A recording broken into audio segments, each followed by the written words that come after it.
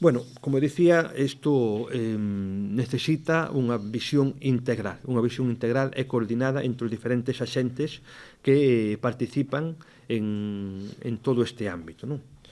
Sin dúda, os profesores son a peza, unha das claves de bóveda, xa que están en primeira liña, non? Ora, tamén é certo que moitas das situacións exceden ao ámbito educativo e é necesario ter unha gran coordinación, primeiro cos servizos sociais dos concellos.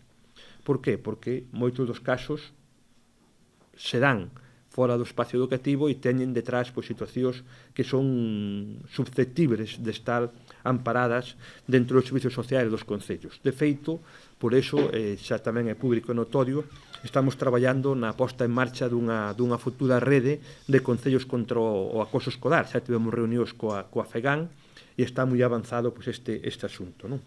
Tamén estamos intensificando a colaboración coa Fiscalía, neste caso con Menodes, xa que moitas cuestións que están fora do ámbito educativo ao final impactan dentro do mesmo. Non?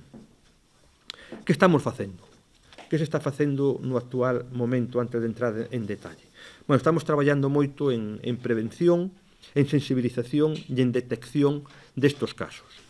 De feito, no ano 2002 puxemos en marcha, ou aprobamos, mellor dito, a Estrategia Galega de Convivencia, unha estrategia que ven de rematar. No 25 estamos traballando na nova estrategia, na estrategia a partir do 26 ao ano 30, que tamén presentaremos, esperemos, antes de que remate o curso. Non?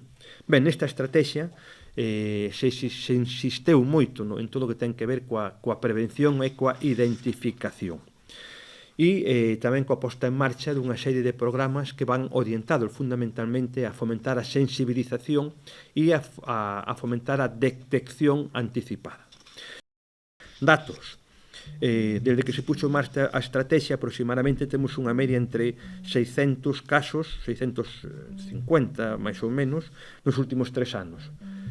É dicir, en torno a 650 casos de protocolos que se abren nos centros educativos, que son abertos nos centros educativos e que algúns derivan en procedimentos correctores e outros non.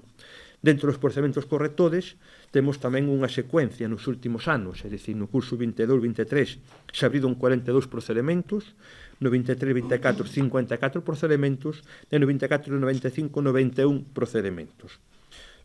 Se temos en conta o número de persoas que interactúan no sistema educativo, de alumnos que interactúan no sistema educativo, que son máis de 300.000, vemos que a casuística é moi cativa.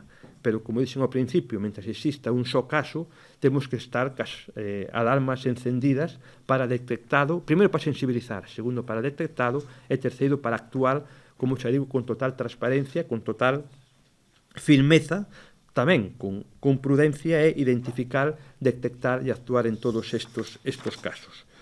Como xa digo, nós insistimos moito e insistimos aos centros que cando haya unha mínima sospeita ou unha mínima denuncia, pois xa abran unha investigación, xa abran os procedementos correspondentes, porque non se pode en ningún caso mirar para outro lado tendo en conta o que sufren os que son acosados no sistema educativo, que son acosados, digamos, entre iguales, porque aquí estamos falando de situacións entre os propios alumnos. E facer todo isto cunha perspectiva integral, cunha perspectiva coordinada e cunha perspectiva que vaya, sobre todo, orientada a minimizar, a detectar e a minimizar os casos que poidan xurdir a través da sensibilización e da prevención. Nós si temos un principio, unha referencia clara, que o poñemos aí, é a tolerancia cero contra o acoso escolar. Somos conscientes que é un tema moi complexo e que ten un impacto individual nas persoas que o sufren grandísimo e temos que intentar minimizalo.